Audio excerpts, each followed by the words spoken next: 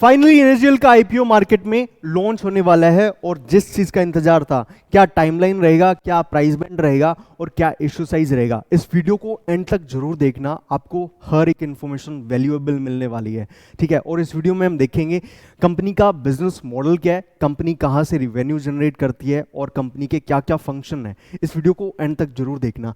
IPO open होगा 30 जुलाई को, 1 अगस्त को इसकी क्लोजिंग है और इस ड्यूरेशन में आप आईपीओ अप्लाई कर सकते हो। 4 अगस्त को इसकी अलॉटमेंट स्टेटस है, 6 अगस्त को इसकी लिस्टिंग है। सवाल आता है लिस्टिंग कहां होगी? लिस्टिंग सिर्फ बॉम्बे स्टॉक एक्सचेंज यानी बीएससी पर होगी, ठीक है। आईपीओ का जो इशू साइज है 800 रुपए पर शेयर है और रिटेल इन्वेस्टर्स को मिनिमम 18 शेयर्स के लिए अप्लाई करना पड़ेगा, जहां इन्वेस्टमेंट होगी 14,400 रुपए और इशू साइज है 4,011 करोड़ रुपए और टोटली ऑफर फॉर सेल रहने वाला है, यानी पूरा पैसा प्रमोटर्स के पास जाएगा। But normally offer for sale negative point होता है, बट इस केस में पॉजिटिव पॉइंट है, बिकॉज इस केस में ओनरशिप को बैलेंस करना है। इस वीडियो को देखना, सेकंड स्लाइड में आपको पता चल जाएगा, ठीक है। अब सवाल आता है, इशू साइज 4,011 करोड़ रुपए है, जिसमें से रिटेल का रिजर्वेशन है 35% और जो एचएनए कैटेगरी है उसका रिजर्वेशन है 15%। और अगर आप रिटेल इन्वेस्टर्स हो तो मिनिमम 18 शेयर्स के लिए अप्लाई करना पड़ेगा, जहां इन्वेस्टमेंट होगी 14,400 रुपए और स्मॉल एचएनए को मिनिमम 14 लॉट्स के लिए अप्लाई करना पड़ेगा, जहां इन्वेस्टमेंट होगी 2,16,000 रुपए। जो बिग एचएनए है उसे मिनिमम 70 लॉट्स के लिए अप्लाई करना पड़ेगा, जहां इन्वेस्टमेंट होगी 10,08,000 रुपए, ठीक है। अब सवाल आता है इस आईपीओ का रीजन क्या है? इस आईपीओ का मेन रीजन है सेबी ओनरशिप नॉर्म्स और रेगुलेशन के हिसाब से सेबी का मानना है किसी भी डिपॉजिटरी में कोई भी एंटिटी, कोई भी कंपनी 15% से ज्यादा स्टेक होल्ड नहीं करती। अगर कोई भी होल्ड करती है उसे अपना स्टेक सेल करना पड़ेगा। अब कौन सी एंटिटी 15% से ज्यादा स्टेक होल्ड करती है? दो कंपनी है, आईडीबीआई बैंक 26% होल्ड करता है, एनएससी 24% होल्ड करता है। और इन दोनों एंटिटी को अपना स्टेक सेल करना पड़ेगा और 15% तक बैलेंस करना पड़ेगा और ये पूरा स्टेक जाएगा पब्लिक के पास और जो भी फंडिंग होगी प्रमोटर्स के पास चली जाएगी। Normally offer for sale negative point होता है, बट यहाँ ओनरशिप को बैलेंस करना जरूरी था, ठीक है। तो अब मैंने पिछली वीडियो में डिस्कशन किया था, अनलिस्टेड प्राइस बहुत हाई वैल्यूएशन पे है, ठीक है। और जो प्राइस बैंड मैंने जो एक्सपेक्टेड बताया था लगभग 750 से 800 था, ऑलमोस्ट वही है। और ये आईपीओ लगभग ग्रे मार्केट से 20% डिस्काउंट पर ओपन होने वाला है और इसके साथ भी वही होने वाला है जो एचडीबी फाइनेंस के साथ हुआ था। और अनलिस्टेड शेयर्स बहुत रिस्की होते हैं, तो कभी भी इन्वेस्ट करो तो इस चीज़ का ध्यान रखना, ठीक है। आईपीओ, इस कंपनी की जो बैलेंस शीट है बहुत स्ट्रॉन्ग है और कंपनी के asset, revenue, profit after tax, EBITDA आप देख सकते हो, काफ़ी एक अच्छी फंडामेंटली कंपनी है, आप नोटिस कर सकते हो, ठीक है।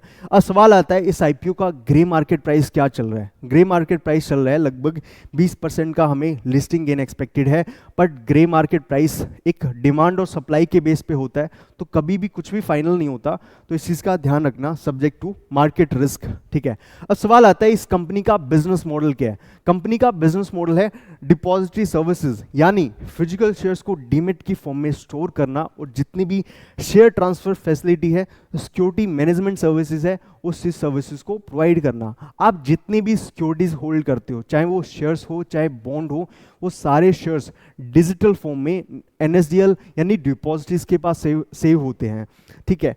तो ये कंपनी आपको मैनेज करती है। इस कंपनी या डिपॉजिटरी सर्विसेज से पहले अगर आपने नोटिस किया हो स्कैम 1992 में, तो एक पिट हुआ करती थी और सारे शेयर्स सिग्नल के थ्रू, वो फिजिकल शेयर्स के थ्रू ट्रेड होते थे।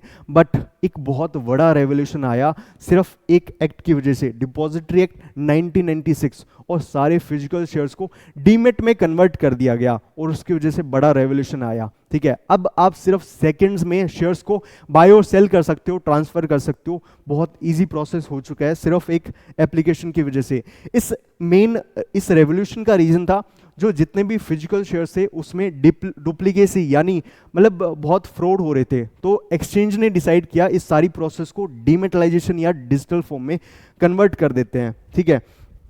अब जिस कंपनी में आप इन्वेस्ट करने वाले हो वो कंपनी कहाँ से बिजनेस या कहाँ से रेवेन्यू जनरेट करती है। आपको सिर्फ पता होगा कि एनएसडीएल सिर्फ डिपॉजिटरी सर्विसेज है, बट नहीं, 50% यानी 56% मेजोरिटी जो बिजनेस रेवेन्यू आता है एनएसडीएल पेमेंट बैंकिंग सर्विसेज से आता है, आपको नहीं पता होगा, ठीक है। 37% डिपॉजिटरी सर्विसेज से आता है, 6% जो एनएसडीएल डाटा मैनेजमेंट सर्विसेज है यानी जो पैन सर्विसेज है उनको मैनेज करता है, ठीक है। और जो अब सवाल आता है एनएसडीएल क्या क्या फंक्शन करती है इसके अलावा। एनएसडीएल अपना क्या करती है, आप जितने भी डीमेट्स अकाउंट ओपन करते हो वो एनएसडीएल या सीडीएसएल के पास ओपन होता है, तो जितनी भी अकाउंटिंग ओपनिंग सर्विसेज होती है वो डिपॉजिट सर्विसेज प्रोवाइड करती है।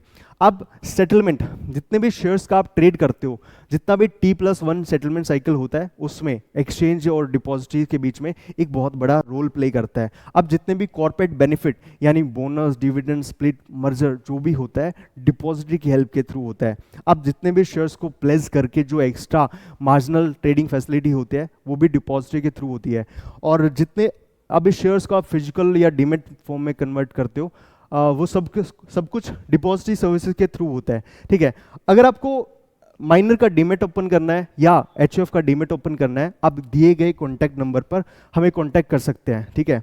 और इस चैनल पर हम सबसे वैल्यूएबल कंटेंट प्रोवाइड करते हैं, चाहे वो आईपीओ हो, चाहे वो ऑप्शन ट्रेडिंग हो, चाहे जितने भी चेंजेस आते हैं वो इस चैनल पर हम अपलोड करते हैं, ठीक है। सबसे वैल्यूएबल कंटेंट आपको मिलने वाला है। Stay tune, stay connected. और इस वीडियो से रिलेटेड या कुछ भी डाउट है तो आप दिए गए नंबर पर हमें कांटेक्ट कर सकते हैं या कमेंट सेक्शन में जितने भी डाउट है आप हमें पोस्ट कर सकते हैं। हर एक कमेंट का आपको रिप्लाई मिलेगा।